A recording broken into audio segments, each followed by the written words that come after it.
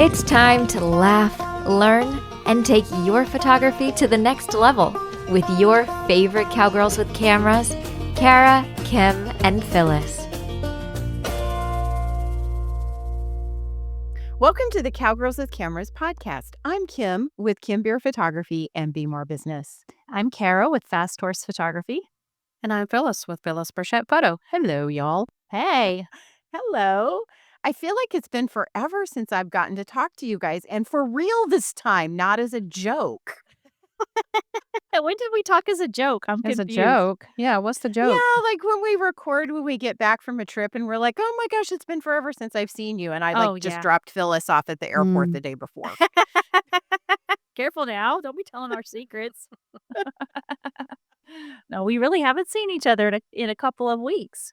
It's been a minute. We will be seeing each other very shortly. That's right. And probably when you guys are listening to this, we will be just returning from the trip that we're headed on. So we're headed to our Trappers Lake Lodge adventure, and then I'm headed on to Powderhorn, and Phyllis and Kara are headed off into another adventure. So yay! It's the last trip of the year for me, anyway. It's not for me. Not for me. Not for you? No. I'm doing a girls' trip after that. So, that'll be nice. Yeah. I need to find more friends that want to do girls' trips with me. Well, what are we? Chop liver? Yeah. I feel like we go on girls' trips all the time. But I want the extra one that Phyllis has. I want to go on the extra girls' trip. Actually, I have two extras because I have my girls' trip that I hauled, that I showed horses with. And then I have my girls' trip that's my sister and my other friends that we're doing in North Georgia. So two. I have two. Two. You have two girls' trips. Yeah. You have two girls' trips. And plus, I'm going to be gone a little bit longer than you guys because I go to South Dakota and I'll be seeing Ren and Ann. And Ren's sister, I'll get to meet her to do the bison roundup. So that's going to be a lot of fun. I'm sad we weren't able, that Kim and I weren't able to figure that out for ourselves. We get to go to the poetry thing. I know. I'm excited about that too. I get to scout it out so y'all will have all the scoop next year when you go. That's right. You're going to get all the details. Yeah. You're going to get all the insider knowledge so that we can figure it out. And the gal that you sent to me, she actually did the Utah bison roundup, not the South Dakota bison roundup. Oh, so there's there a was some bison roundup confusion. in Utah? Yes, there was a little confusion. Yeah, at Antelope Island, they have a bison roundup too. So that's another one we need to add to the list. Okay. Yeah, that sounds like fun. Yep. We'll be able to round up bison everywhere. Well, at least get pictures of them. I don't know about actually rounding them up, but that would be cool to ride in it, though. I would love to do that. That would be fun. Well, that would be a wild time. I don't know if I'm up for that. That sounds like way too many hospital bills to me. I don't know if my insurance would condone that. So anyway, what else have you guys been up to? Well, over here, I've been gearing up for holiday portrait season. I know we're recording this mid-September, and I've been online today shopping for Christmas garlands to go around horses' necks. I need a couple fresh ones for the season. I always try to get at least one or two new ones every year because they do start to break over time. I've got some that had Christmas balls on them that have shattered, and you can kind of fudge it for a little while, but I need to throw some out. So I have been holiday prepping. What about you guys? All the one, when I did do portraits, of course, I have 3 garlands that I use for that. Yeah. And one of them was super big because I used it on the draft horses. I have converted all those to my house decorations now. Oh, yeah. Mine usually do both. So I try to find things that I like as well. Oh, definitely. And then I can take them and use them. And then when my Christmas portraits are over, they get incorporated into my decor somewhere.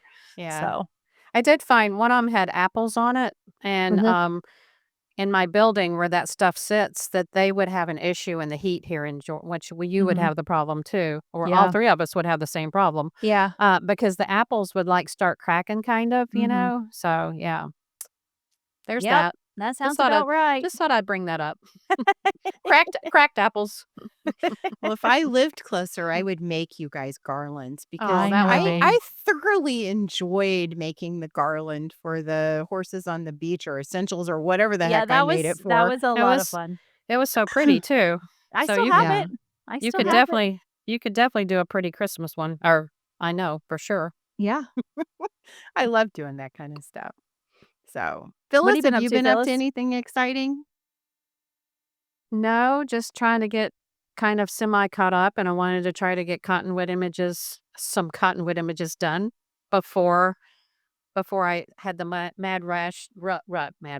the mad rush to have them done for our viewing party, which is what, October something? It's right after we get back, It's or we right have after we time, get or back. we have It's a like a week in week there. after we Yeah. get back. Yeah, Okay. we got a day or two left in Yeah. there. Well, But I didn't want to feel rushed about trying to get stuff done. So I've been trying to get those done, and I had some other stuff. I had a couple of other things I was doing for different. I was trying to get some work done for my publisher, mhm. and I've actually got to go kayak a few times. I was excited about that. So That is awesome. yeah, between that and biking. So yeah, I've done some fun things too on top of all the work. I have not picked up a camera. Oh, I did pick up a camera to photograph hummingbirds and butterflies in my backyard. That was it. Well, that's a worthy thing. My cameras have all been off visiting Canon. Oh, They all went for a trip to the Canon repair place. My R5 had an error 20 or 22, I can't remember. It was in the At 20s, and Cottonwood on the last morning. mhm. the Cottonwood on the last morning, and this is where it pays to have good friends who shoot the same Yeah. equipment you do. Because Kara's just like, "Here, here's my R5, have fun." So, Yep. so I shot the last morning on her R5, and then mine went off to Canon as soon as I got home, and it needed a whole new shutter. So, basically, I consider myself it came back so clean. It never really occurs to me how dirty they get until it comes back, and I'm like, "Oh Looks my brand new. word, that doesn't look a thing like what I sent to them." This doesn't seem like you've had that R5 that long to need a brand new shutter already. I shot a lot on it, and it's been over 3 Mm. years. It's been almost 4 years. Yeah, but Did It's they been tell a you what your while. shutter rotation was? I didn't look. Oh, They didn't mention, and I didn't ask. it's on that So, paperwork they send you back. well, oh, cool. Well, of yeah, I'll course, have to look. yeah. And I do have to thank you for y'all kind of put the guilt trip on me though about had I ever used any of my benefits of being a Nikon Pro, Yeah, yeah. and I said no. So after this next trip, I am sending mine back. I'm sending Yay, mine off. good. Yeah. That's a great time to do it Mhm. because you'll Mhm. have gotten through all of the stuff and you'll have plenty of time to send it and let them get yeah, it back to you and it'll come back and it'll be all reset and you'll have to like play with it again. Well, take pictures as of of your right the screens. as of right this moment, I really am kind of embarrassed to admit that even if I sent off 2 of my cameras, I'd still have 2 more to shoot with. So, Well, you're good um, then. You're fine. You got it. Yeah, I'm gonna have to go back and redo all of my things for my poor R5, which came back. But I do wanna give a plug to Canon's CPS because I have the gold level membership, and I sent 2 camera bodies and a lens in, and the 2 bodies or 1 body and the lens, they cleaned it, recalibrated everything, sent it back to me, was no charge, And and then I fast. ended up saving, like, almost $200 on the shutter replacement. So I have to admit that that was, money well spent on that. Yeah. So that was a good thing. So I think we should dive into our topic of the day for today. And if you guys are you ready or does Yeah, anybody else have any I'm major ready. updates they want to give? Okay. So this month for the month of October, we're going to be talking about increasing your professionalism. So one of our missions at Cowgirls with Cameras is for those that want to create businesses around their photography. We support professionalism. We support you in creating professional experiences for your clients. And we all three believe that having a professional level business means that you are going to benefit more and your customers are going to benefit more. So this month, that's what we're going to be talking about. I know it's not the most earth shattering particular topic, but if you hang with us, I think you're going to learn some things today and in the other episode that we're recording this month, which is gonna both of them are gonna be centered around that. So today we're gonna be talking about upping your professionalism, and this particular episode is going to be concentrated around the things that you need as a photographer, contracts, policies, and procedures. So those things that probably are the hardest part of photography to learn and, the And the first thing boring I'm parts. I'm gonna start us off today by talking about how do you even dig into this subject and start talking about it?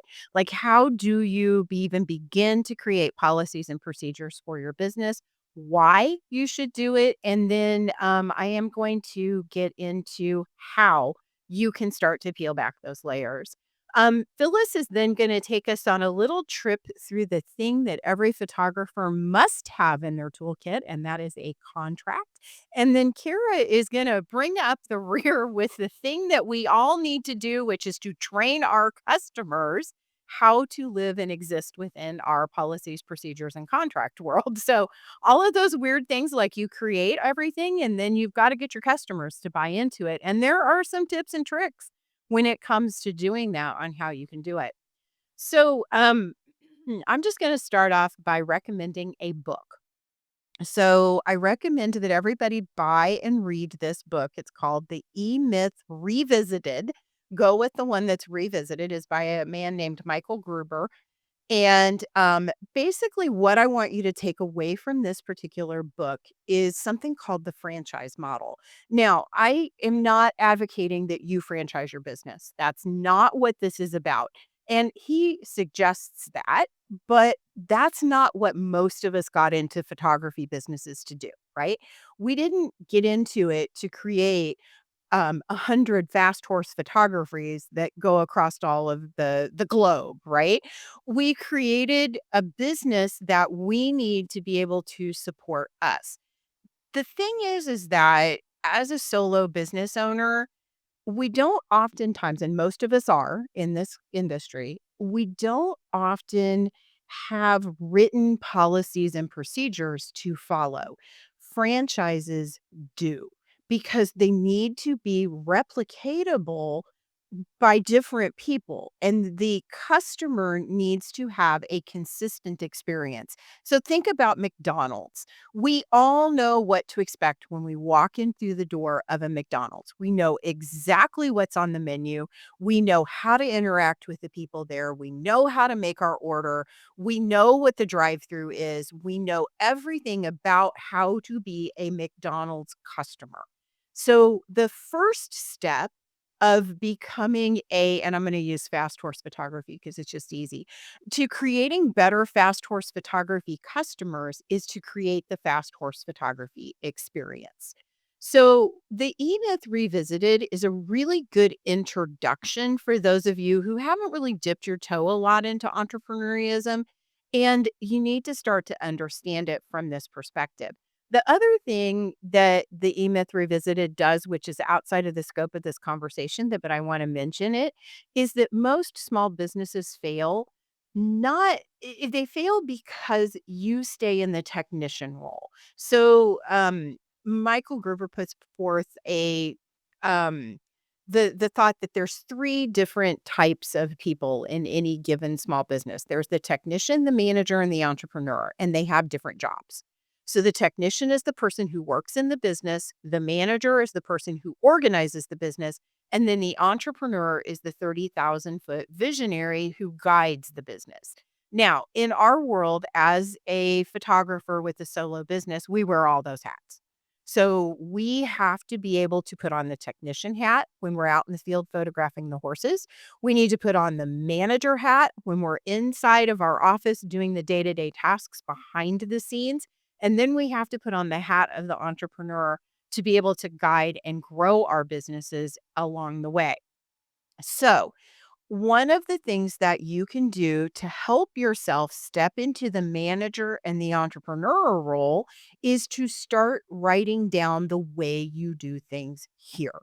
So how you do it and how the step by steps of how you do it. Now, for those of you watching on YouTube, I am going to show you for my little small business. Well, actually, it's my serialized group of companies. I'm going to show you what I created. And it's going to terrify you. And it's going to terrify you, but don't let it. This is it. This giant book right Wow. here It terrifies is me. it's terrifying. But inside of here are all of my contracts. But There's it's so there's pretty. Yep, there's recipes for all of our Cowgirls with Cameras events, like where the location is, who's the contact person for it, all of the step by steps that it takes to put together that particular event. Kara looks like she is awestruck that I am I this am organized. awestruck. I'm just like, this is not what I expected. Can you duplicate it and send it to me, please? If you have the $69 that it costs to make a copy, yes. But it has it for Cowgirls with Cameras. It also has it for Be More Business. Like it has I do a letter of understanding for my clients in Be More Business, which is my contract with them. It's not something I'm going to enforce in a court of law, but it outlines what's their responsibility and what's mine. I have it. I do a workshop called a Magic Wand workshop for Be More Business, and it lists out the things I need to go buy at Michael's when I want to do that workshop. So I buy these crazy little letter beads for people to put on their magic wands. So I have to have all of this thought out. Now, can I operate a business without it? I did it for a lot of years. Yes, you can. Is it harder? Yes. Does it take more time? Abso-freaking-lutely.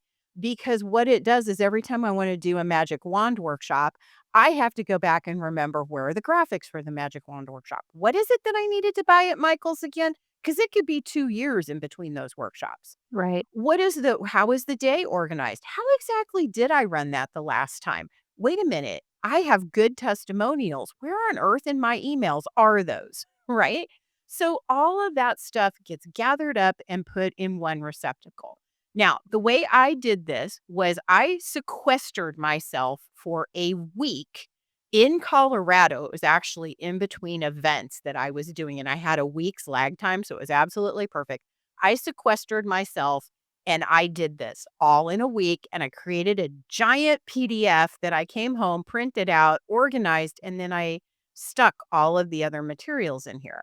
But guess what? If something happens to me and somebody needed to step in, let's say I had in my dream world an assistant and they needed to set up the magic wand workshop and I was in the hospital, I don't know, having a hysterectomy, but I wanted to have that magic wand workshop later, the assistant could come in here and they could duplicate everything that I needed to do for that magic wand workshop. Now, that works the same in your photography. So, this is what we're talking about when we're talking about creating procedures. And guess what? Policies are going to follow it because you're going to need to create policies that go along with the procedures so you can train your customers how to interact with your business. So, what you're doing is you're creating the experience. So, I create the Be More Business experience. Kara has created the Fast Horse photography experience. Phyllis has created the Phyllis Burchett photo experience. So this is our goal. All right. So how do you do it? This is the next step. So start with whatever is easiest for you, but you're going to start at one end or the other. So there's day to day, week to week, month to month, and year to year. There's things that you repeat in your business. If it's easier for you to start with the yearly or annual things because it's less overwhelming, start there. If it's easier for you to break down the day to day, start there. But you're going to start at one end or the other, and you're going to build to the other end. So, what did you do? What do you do in your business on a day to day basis, right? This is where you are going to start documenting. You're going to put on your technician hat and you're going to document what you're doing now. The next thing you're going to do is you're going to put your technician hat after you get all of that done. Put your technician hat off to the side and you're going to grab your manager hat. You're going to put it on and you're going to look at what you should be doing, but you're not. Okay. We all have those things in our business. What should you be doing that you're not doing? And your manager is going to help you organize it better. So put the manager hat on. If you need to get physical ball caps and write technician, manager, entrepreneur on them, do it. Put your manager cap on. Oh, it's fun, Kara. That's way too much. So Way put too it much. on and then go step by step as to what you should be doing. Add those things in only after you get the other one done, the technician job's done. Then, after the manager has it all nice and organized, now you can bring in your entrepreneur because now your entrepreneur can look at it from the 30,000-foot view and go, where do we need to shift things to grow? And that's what you need to do. What do I need to be doing next to grow? And you can start incorporating those things in so they can become the job of the technician and the manager. So, most importantly for this system, it is going to do three things. It is going to save you time because you are not reinventing the wheel all of the time. And it's going to open up the door to the magic of automation because you can employ technology to help you with these repeated procedures once you have them outlined. The next thing it's going to do is it's going to help you develop consistency and professionalism. This you're going to have the McDonald's experience, hopefully at a better level. But that consistency of experience, I'm sorry, but you know what a double cheeseburger is gonna taste like, whether you're eating it in New York or California. We wanna create that experience across our customers. And the third thing it's gonna do is it's gonna set you up for success as you grow. So that's the big picture of what we're looking at. So now part of what's in this giant book over here are contracts. Photographers need contracts because we have to have a understanding with our customers about what is their responsibility and what is our responsibility and how we're going to work together. And our lovely Phyllis is going to educate us about that. So Oh take it boy. away, Phyllis. Go, Oh boy. Phyllis. My favorite stuff, the legal department. Um, I think one thing that really helped me when it comes to contract is to really not just think of it as a legal document, but think of it as really like a communication tool that protects both you and your client. And it helps you set clear expectations. A really well written contract is a really great form of excellent customer service. And I never really thought about it that way until I started researching this topic so much. I mean, because I've always had contracts, but I never really thought of it as that. You're right. It is. It is a good form of customer service, and it shows to your client that you're prepared, you're organized, and you're really serious about your business. If you have a good contract, and of course, we as equine photographers have to have a few things that aren't in your standard generic templates. So I really highly encourage you to don't use a generic template. A contract should really be tailored to your specific services and your local laws. Um, don't just send the contract to your client and expect them to understand it. Walk them through the key sections and answer any questions that they have. I mean, sit down with them and go over the contract with them one on one. And the section should cover things like the scope of service. This section will clarify exactly what you'll be doing. It should specify the date, the time, the duration, the location of the shoot, the number of final edited images that will be delivered or not edited, if that's what your policy is. It also prevents the client from assuming that they'll get raw files or that you'll stay for extra hours at no cost. We've all been there, haven't we? You'll also discuss standard retouching versus fees for complex retouching. I'm not going to go into the details of what that. I think most people kind of understand basic adjustments versus background replacement and that kind of thing. What about delivering images? Are you going to be using something like an image premiere and ordering session like Kara does with IPS? When, where, what is this? Or will they be delivered as digital files via Dropbox, Google Drive, or maybe a flash drive? If so, how long will those images remain on file? All these are things that you should cover in the scope of service section. Of course, next we have our payment details. You want to clearly outline the total cost, including your travel fees, the required deposit or retainer, the payment schedule if there is one. Specify what payment methods you accept and what happens if a payment is late. Next, of course, is our copyright and usage rights. This is crucial for photographers. A contract should state that you, as the photographer, retain the copyright to all of the images. It should then grant the client license to use those photos for your agreed upon purpose, whether it be personal use for family photos, or maybe you're doing a commercial shoot for a business website, or sale images for a farm shoot. This prevents the client from using your work in ways that they didn't pay for, such as selling your images for to a stock photo agency, or submitting them to photo contests, which I think we have all had that experience with. um, Next, so is a big one too. You really need to have a cancellation or rescheduling policy in there somewhere. This clause protects you from defining what happens if your client cancels or needs to reschedule. Also, you want to address the possibility of a client being late for their scheduled session. Do you want to charge for that, or have some kind of clause in there to cover it? Because I know I have sat around waiting on a client. I think we probably all have.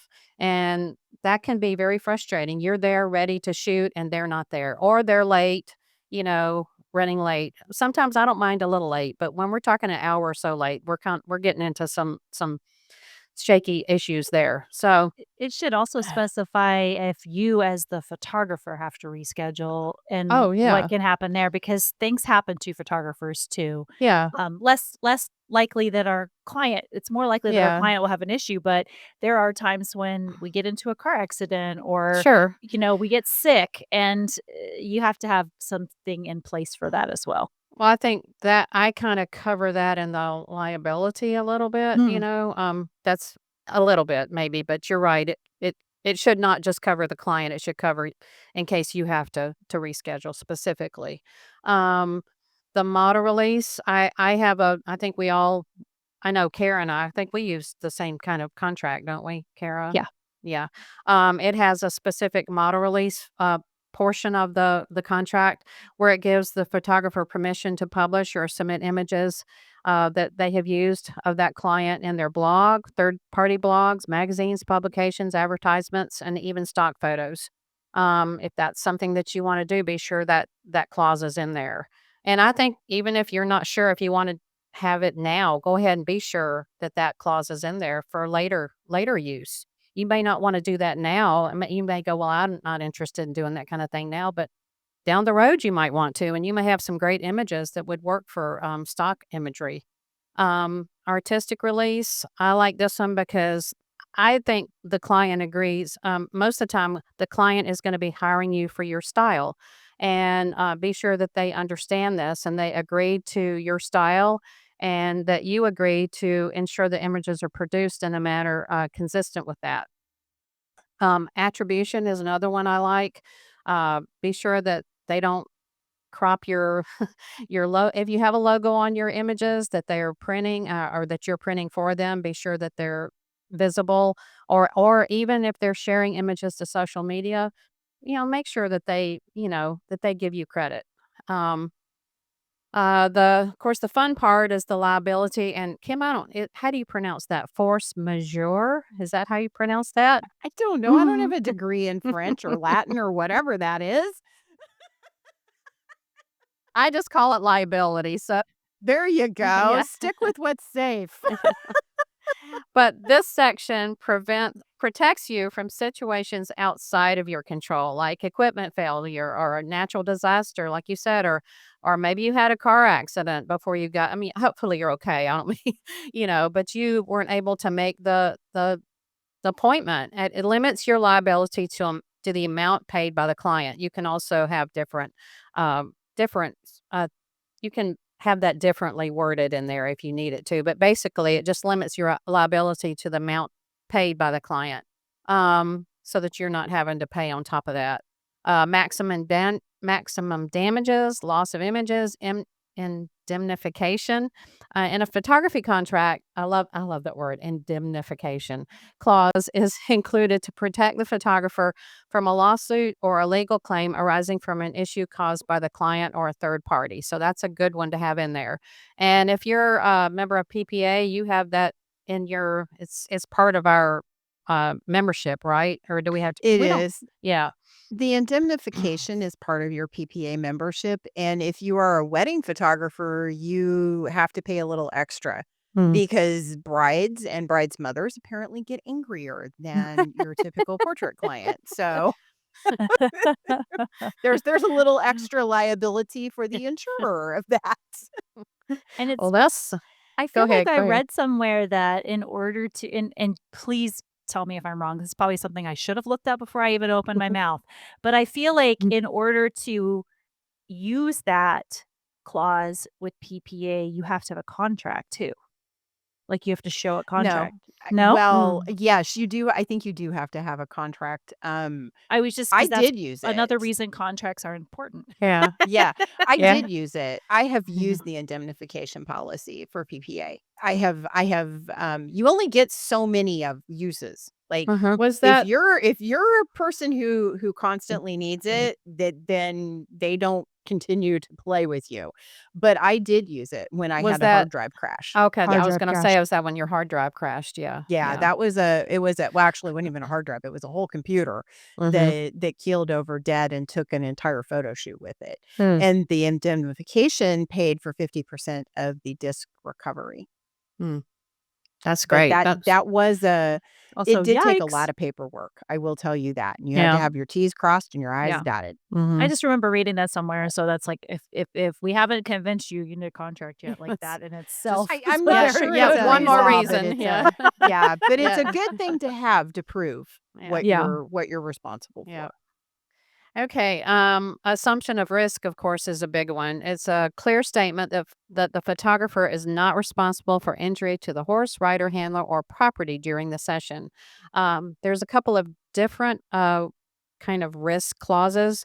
The inherent risk, and this is the one that's really important for us as equine photographers to have, is the inherent risk of equine activities clause because it's specific to horses and it ties into the equine liability statutes for each state. So this clause references your state's Equine Activity Liability Act, and I don't know if all 50 states have it, or I know I think the majority of them do. But you might want to, if you don't know what that is, you might want to check it out and be sure that I know even when I worked in a different state when I was doing. Um, portrait stuff in Colorado, I just took that clause for Colorado and put it in my contract. Yeah. So, yeah, you can change it out within your contract too. Yeah, because they But do vary by state to state. mhm. But Yeah. it just explains that horses are unpredictable and participation in equine photographies or I'm sorry, in equine activities, even a photo shoot, carries inherent risks such as kicks, bites, spooks, falls, property damage. I know when we had our breeding farm and our training facility, of course, we had them up all over the place. We had them in every structure, every barn, the breeding shed. They were everywhere. We had that sign up everywhere. So in this case, we're putting it in our contract. But it usually limits your liability if someone gets hurt during the session, as long as you weren't grossly negligent. That's just, you have to be careful about that. If they can prove that you were negligent in any way, it's not going to protect you. The other one is am I doing okay, Kim? You are. I'm just laughing thinking of the ways you can be grossly negligent. With horses?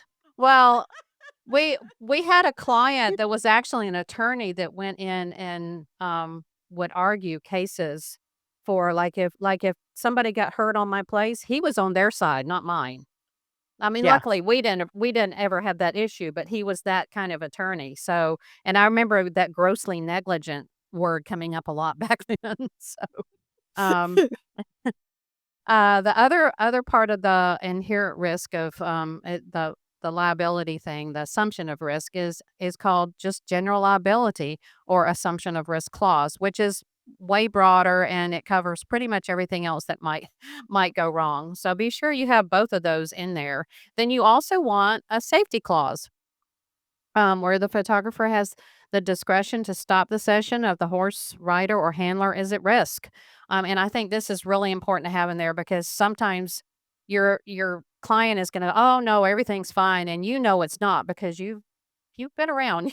You kind of you know what's going on, especially if there's something happening at that during that session that you're not comfortable with.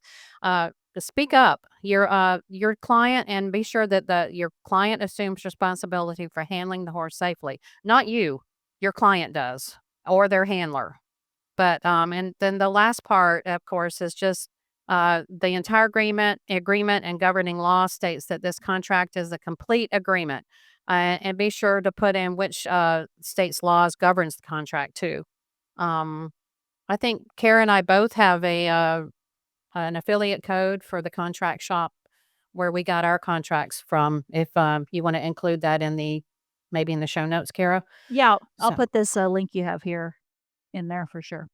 And just so we are all clear, with crystal clear, in things with liability, none of us are lawyers. So please consult your own attorneys or professional organizations like the contract shop that can Mhm. give you all of the things you need for your specific business. Yep. And speak with your insurance agent, give them a copy of the contract so they can go over it and check to make sure that you're covered there. So definitely work with a lawyer of some variety. We cannot provide legal advice. We can just tell you that you do need to do this and you do need to have a contract. Very yes, good please. point. Very good point. Yes, please do it.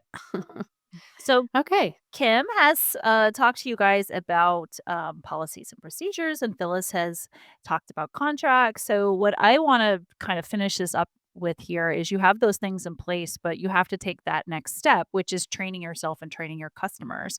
Um, you know, Professionalism is going to start with you, the photographer, the small business owner. If you don't respect your own policies that you've worked your butt off to create and made a big fat binder like Kim made, then your clients aren't going to respect them either. So, this means as the photographer, you've got to stick to your own deadlines. You have to be right there honoring your own contracts. You've got to show up prepared. You've got to be on time. You've got to be organized. You've got to have your gear ready. You've got to have backup plans in place. I think this is training yourself is also about self discipline. So it's really easy to want to bend your own rules sometimes. And you've got to resist the urge to bend your own rules. That whole like, well, just this one time, because that usually can lead to long term headaches. I promise you, anytime I have made an exception to my policies, it has bitten me in the backside almost every single time. So take it from me, you put them there for a reason. Remind yourself why and follow through. Just resist those urges to bend the rules.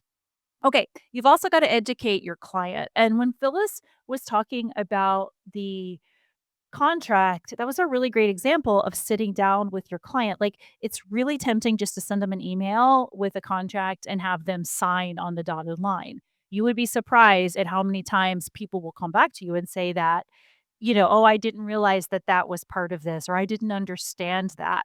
So you really should sit down with them and go through, for example, your contract piece by piece and have them sign off on it and make sure that they understand. So it's just really important to understand most equestrian clients, they don't book professional equine photography every day. It's not something they get to do all the time. So it's on us as the professional to teach them how this process is going to work for them. Those policies and procedures, they're not just paperwork that you've created and shoved into a drawer, never to look at again. They are your actual educational tools that you can pull out, and they're going to answer all of those unspoken questions like, when am I going to see my pictures? Or what happens if it rains? Um, when do I need to pay you? How do I need to pay you? Like, you've done that work already. So give them those answers and teach them how to be your client. And you can frame it as, here's how I make this experience stress free and enjoyable for you. These policies need to feel like a benefit instead of a burden. They are an additional part of your experience. And I will tell you, you do this part, it will set you apart from your competition because a lot of photographers do not do these steps. They just don't do it. Um, Okay, you also gotta set expectations early. This is another part of training your customer.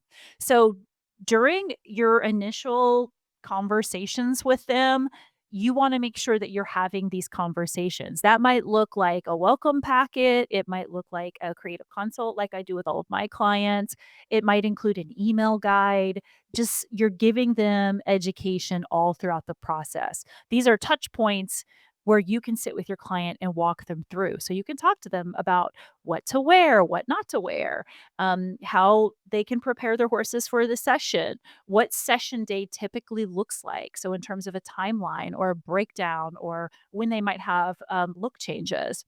And then how and when they will place orders for artwork, if that's something that you do. That's something that I do. It might be for you, it might be when they're going to receive a gallery of images from you. So if you can take the time to lay this groundwork, it will save you from those panicked last minute questions. For me, that would be a Saturday sitting at a soccer game, knowing I have a session that evening. And instead of watching my kid play soccer, I'm texting back and forth with a frantic client because they don't know they don't know how to prepare themselves for their shoot that's coming up in a few hours. It'll also prevent those kind of misaligned expectations, which happen. Okay, this is also going to be where you set the tone. So, professionalism doesn't mean that you're going to be rigid or intimidating. Your clients should feel like they're in the hands of someone that is professional, someone that's confident and clear and approachable.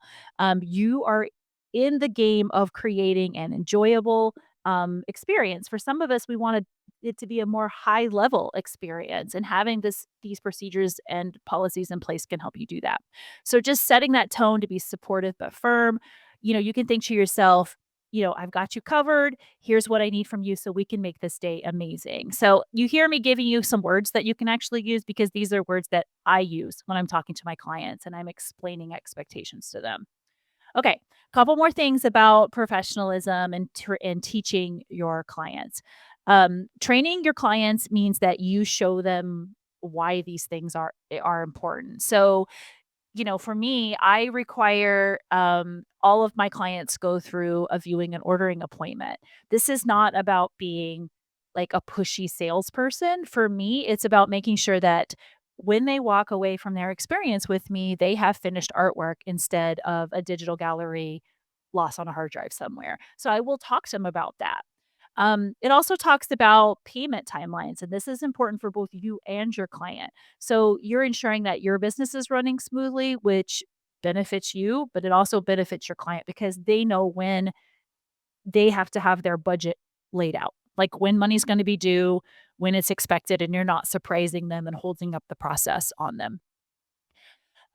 And then, you're once again just coming back to those connecting the dots between this is why I have a procedure here, and this is what the expectation is, and this will be the result of that. It might be faster image delivery, a smoother session, better artwork because they followed the things that you laid out for them to do. So maybe their tack looks really great or their wardrobe looks really great because you took those extra steps and you added that layer of professionalism.